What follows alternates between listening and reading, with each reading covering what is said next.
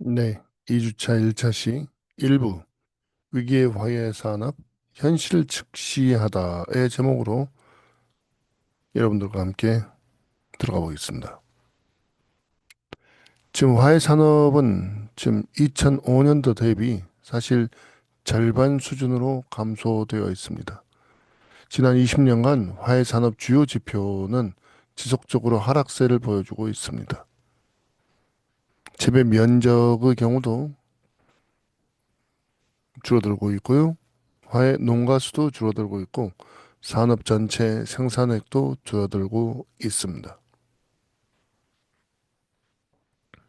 이게 이제 왜 그러냐면은 이게 FTA가 체결되면서 수입국들이 이제 모두 들어오고 있어요.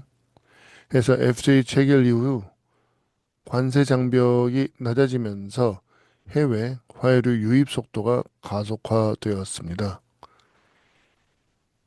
그러다 보니까는 저가 수입산의 시장 잠식으로 인해서 국산 화해의 어떤 설 자리가 좁아지고 있고 이것은 단순한 경쟁을 넘어서 생존권을 위협하는 요소로 작용을 하고 있기는 합니다. 이제 물론 여기에서 이 화해의 어떤 정의가 먼저 필요로 하기는 하겠죠. 주로 이제 수입이 중국에서도 많이 되고요. 그 다음에 베트남에서도 많이 되고, 그 다음에 콜롬비아에서 비행기 직항이 있어가지고 아주 잘 되고 있습니다. 자, 2012년도에 품종 보호 대상이 전 작물로 확대되면서 사실 이 로열티 문제는 화훼농가의 직접적인 경영 부담으로 부상되기도 했습니다. 외국 품종에 대한 의존도가 높은 현실에서 이 종자 사용료 이 지불은 생산 원가를 상승시키는 주요 요인이기도 했습니다. 이때만 하더라도 사실 자체 품종 개발의 부족은 결국 해외 육종 회사에 대한 종속을 심화시키고 있었던 것은 사실입니다. 이제 물론 종자 사용료를 해외 품종을 사용하려면은 내는 것이 당연한 일인데 지금 이제 이것을 이렇게 그 로열티 문제가 경영 부담으로 부상된다라고 이렇게 되어버렸죠. 지금 생각하면 사실 그냥 해외에서 들어오는 부분을 일정 기간 동안은 로열티를 국가에서 조금 그 도와주면 어땠을까 하는 그런 생각도 지금에 와서는 들긴 하네요.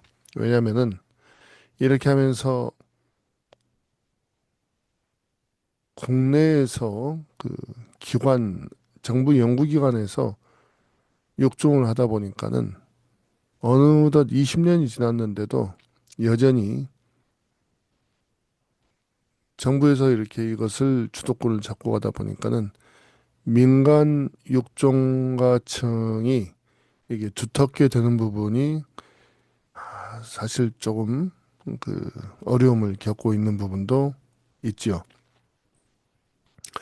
지금에 와서 이제 생산을 하는 어떤 그런 시스템이 많이 약해져 있다라면 사실은 이제는 그 육종가층을 늘려서 네덜란드와 같은 어떤 그런 구조를 만들어 보는 것도 이제는 필요로 하지 않을까 하는 생각을 하게 됩니다. 자, 그래서 화이류의 수입 동향을 보시면은 이 콜롬비아가 어마어마합니다. 그 장미와 카네이션을 2021년도에 351톤이었던 것이 2024년도에는 두 배 가까이 771톤 수입을 하고 있죠. 이러한 수익 급증은 사실 국내 전화 시장의 가격 결정권을 약화시키고 국내 농가의 생산 의지를 꺾는 결과로 이어지게 되었습니다. 이걸 현실로 이제는 받아들여야 될 거라고 생각이 들고 그러다 보니까 이 절화 시장을 이제 유지를 하는 부분은 철저하게 도와주고 그러지 않은 부분은 다른 어떤 품목으로 전환할 수 있도록 시설 보충과 그리고 이제 그 기술 교육을 국가에서 시켜주셔야 하지 않을까 하는 그런 생각을 하게 됩니다. 전화에서 사실 채소 쪽으로 많이들 이렇게 넘어갔다가 또 거기도 역시 그 어려움을 겪고 다시 돌아오시거나 아예 포기하시는 분들이 많습니다. 화해를 하시는 분들은 화해하시는 그런 그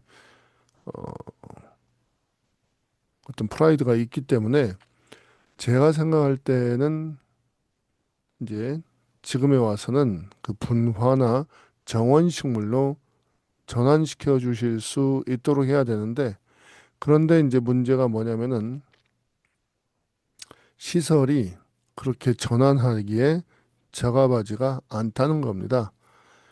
그래서 이제 그 부분에 대한 그 시설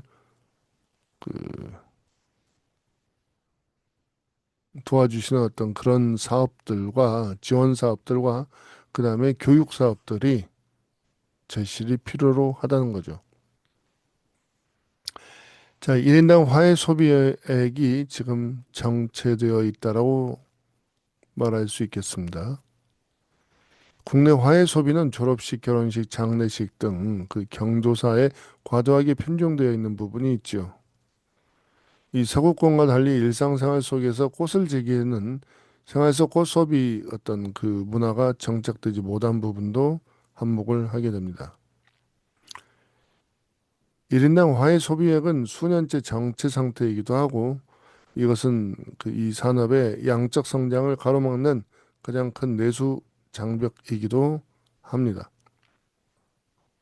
그런데 이제 이것도 역시 그 절화의 상당 부분 안에 있는 그런 이야기이기도 하기 때문에 분화라든지 정원식물에 있어서는 또 다른 생각을 해야 할 것입니다.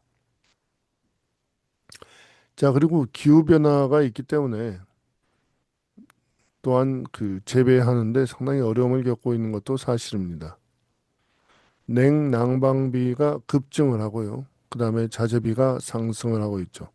그러다 보니까 이런 환경적 스트레스는 농민들에게 기술적 대응을 넘어서서 생존의 문제로 제기되고 있습니다.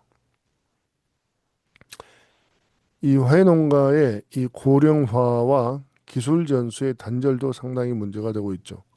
근데 물론 이것도 역시 그 철화 화훼농가라고 말을 드릴 수 있고 구분이 된다고 볼 수 있습니다. 지금 국내에서는 정원식물 생산 농가가 절대적으로 없습니다.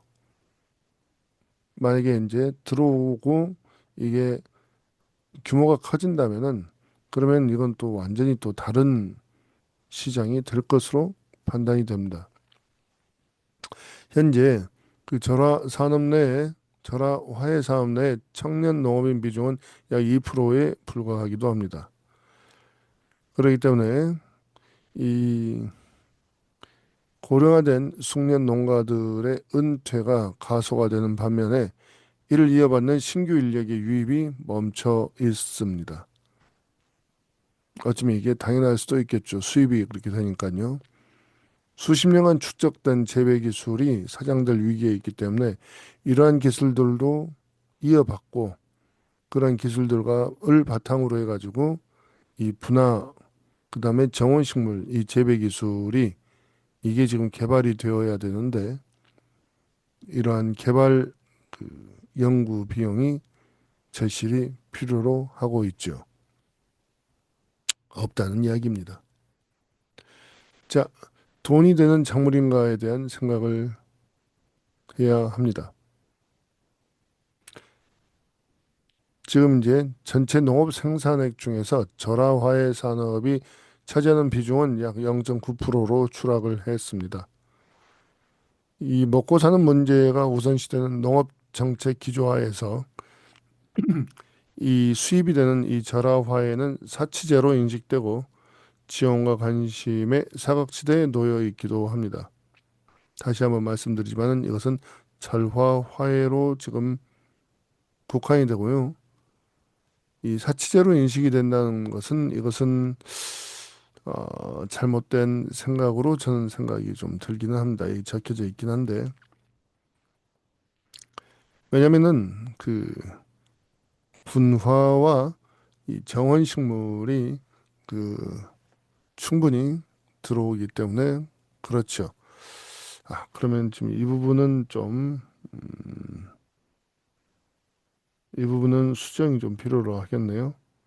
자, 수정을 어떻게 할 것이냐? 이걸로 이렇게 해서 이 사치제로 인식되는 것은 아니고, 아니고, 이게 이제 그 아무래도 먹고 사는 어떤 그런 쪽에 좀 밀리긴 하는 것은 사실인데, 그러더라도 지금 이제 실제적으로 화해 쪽을 생산하는 그런 것은 굉장히 그 전체적으로는 관상식물은 늘어나고 있죠. 예.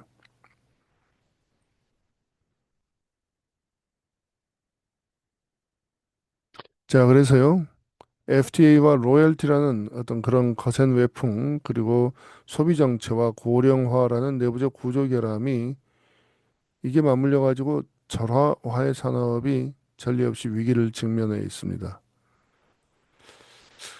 우리는 이러한 그 단순히 감소하는 지표를 확인하며 위기를 논의하는 자리에 머물 것인지 아니면 기술적 혁신을 통해서 반전의 기회를 찾을 것인지 고민해 봐야 합니다. 아까 말씀드린 대로 이 절화화에는 좀 이러한 상황인데 그 분화와 정원용 식물은 전혀 다른 입장이 있기 때문에 그렇습니다. 그래서 지금 이제 품목 선택부터 먼저 해야 하고요. 그리고 그러한 것들을 기술들을 이제는 과거 방식대로 할 것이 아니라 이런 AI를 도입을 해가지고 조금 더 자동화에 가깝게 해야 될 것으로 생각을 하게 됩니다. 네, 이상 간태호였습니다.